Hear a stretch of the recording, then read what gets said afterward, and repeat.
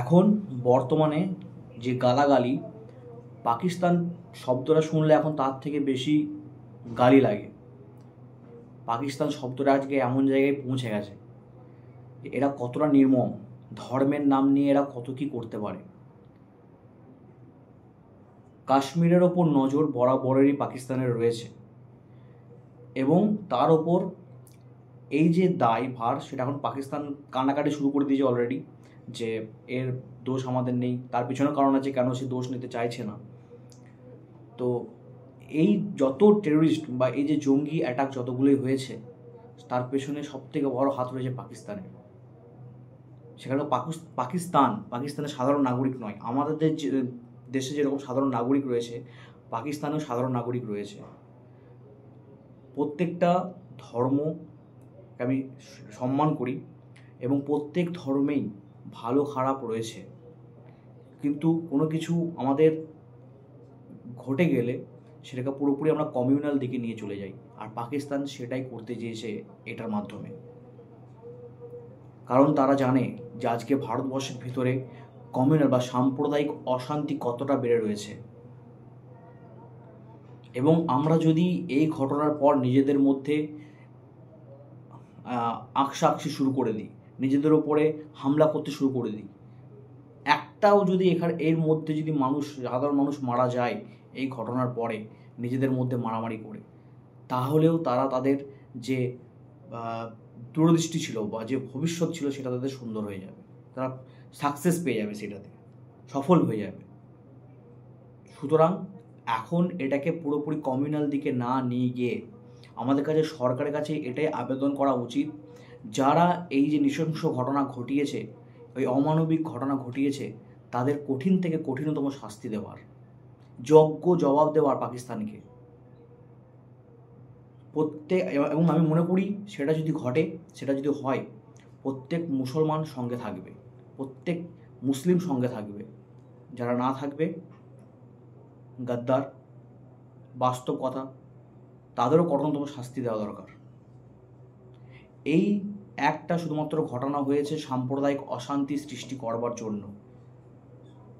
এখন আমাদের ভারতের যে সরকার, সে সেকুলার নয়, সেও একটা ধর্ম মুখাপেক্ষী। এখানেও হেড স্পিচ, ঘৃণার যে কথা প্রত্যেকটা ভোট প্রচারে বলা হয়। সুতরাং আমাদেরকে এখন দায়িত্ব হচ্ছে এইসব ধার্মিক দিকে না এগিয়ে, নিজেদের মধ্যে কাদা ছোড়াছুড়ি না করে, একটা বিবেকপূর্ণ চিন্তা ভাবনা করে পদক্ষেপ নেওয়ার। এখানে যে ঘটনা ঘটেছে, যে 28 জনের লিস্ট পাওয়া গেছে, তার মধ্যে একজন মুসলিমের নাম আছে কি শাহ। তো উনি হচ্ছেন ওখানকার কোনো পর্যটক নয়, ওখানকার নাগরিক, যিনি পর্যটকদের ঘোড়া করে সাওয়ার করে বয়ে নিয়ে যান। তো সেখানে যখন পর্যটকদের উপর আক্রমণ হয়, তখন তিনি তাদেরকে বাঁচানোর জন্য তাদের জঙ্গিদের যে পিস্তল, সেটাকে বার করতে গেলে উনিও সেখানে তার প্রাণ হারান।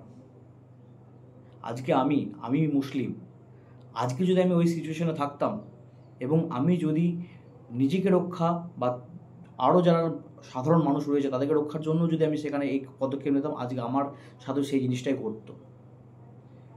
সুতরাং এখানে যে ধর্ম পরিচয় জিজ্ঞাসা করা হয়েছে, এবং একটা কথাও বলা হয়েছে, যেখানে একজন স্ত্রীকে বলা হয়, সে যখন বলে যে তার স্বামীকে মেরে দেওয়ার পর যে আমাকেও মেরে ফেলো, তো সেখানে তাকে মেসেজ দেওয়া হয় যে গিয়ে মোদিকে বলতে। এটা থেকে কী মেসেজ দিতে চাইছে সেটা আমাদেরকে বুঝতে হবে।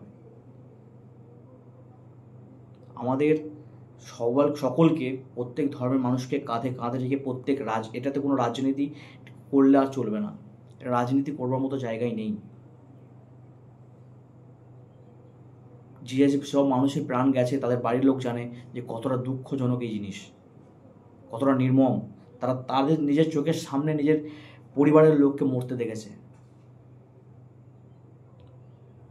এর মধ্যেও কিছু প্রশ্ন থেকে যায়, সিকিউরিটির অভাব হলো কী করে সেখানে, যেখানে 2000 পর্যটক সেখানে গেছে, এবং যে জায়গাতে অ্যাটাক করা হয়েছে সেটা পাকিস্তানের বর্ডার থেকে অনেক দূরে। সেখানে অনেক দূরে, এবং এমন একটা জায়গাকে নির্বাচন করা হয়েছে যেখানে রেস্কিউ এবং কোনো সাহায্যের জন্য কেউ আসবে না।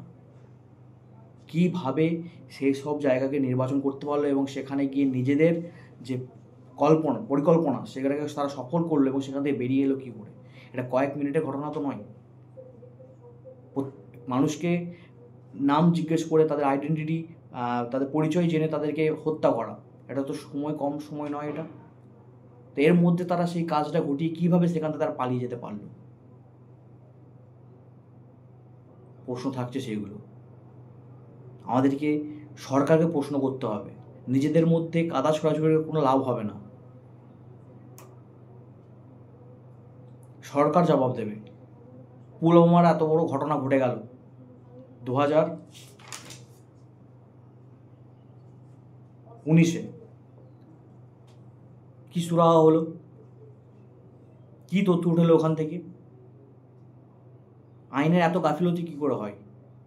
আসলে আমরা প্রশ্ন করতে ভুলে গেছি।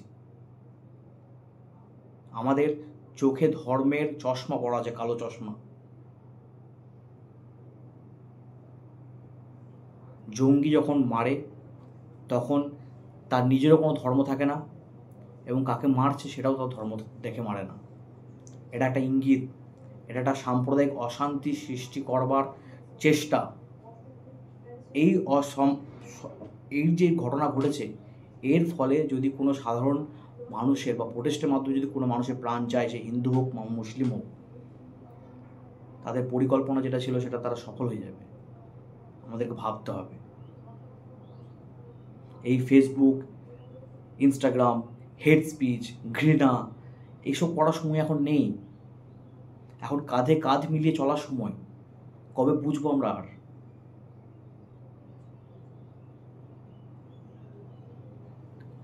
মিডিয়া যে কাজ, গণমাধ্যমের যে কাজ, তারা তাদের মেরুদণ্ডকে বিক্রি করে দিয়েছে। মিডিয়াতে খবর এক দেখানো হয় এবং সে ঘটনা ঘটে যাওয়ার কিছুদিন পর অন্য একটা খবর আমরা সেখান থেকে শুনতে, আসল সত্যটা জানতে পারি সেটা কোনো ছোট মিডিয়া থেকে, ভাইরাল মাধ্যমে। আজকে বাইরের দেশের আতঙ্কবাদীরা সুযোগ এই কারণের জন্য পাচ্ছে, কারণ আমাদের যে ভিতর দুর্বল হয়ে আছে, দেশের অভ্যন্তরীণ দুর্বল হয়ে আছে। আমাদের সাম্প্রদায়িক সম্প্রীতি নেই নিজেদের মধ্যে। কোনো একটা বাড়ির মধ্যে যদি বাড়ির লোকেদের মেম্বারের মধ্যে যদি মিল না থাকে, সেই বাড়িকে ভেঙে দেওয়া খুবই সহজ, খুবই সহজ।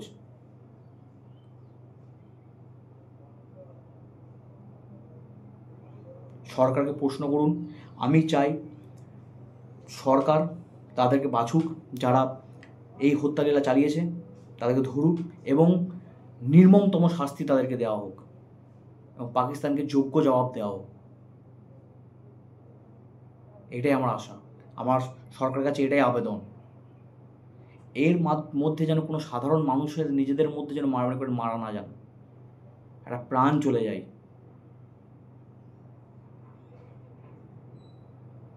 সাবধানে থাকুন, সতর্ক থাকুন, আর নিজেদের মধ্যে যে দূরত্ব সেটাকে কমিয়ে সবাই মিলে মাঠে নামুন। সবাইকে একসাথে কাঁধে কাঁধ মিলিয়ে চলতে হবে, এই আমার আবেদন। ধন্যবাদ।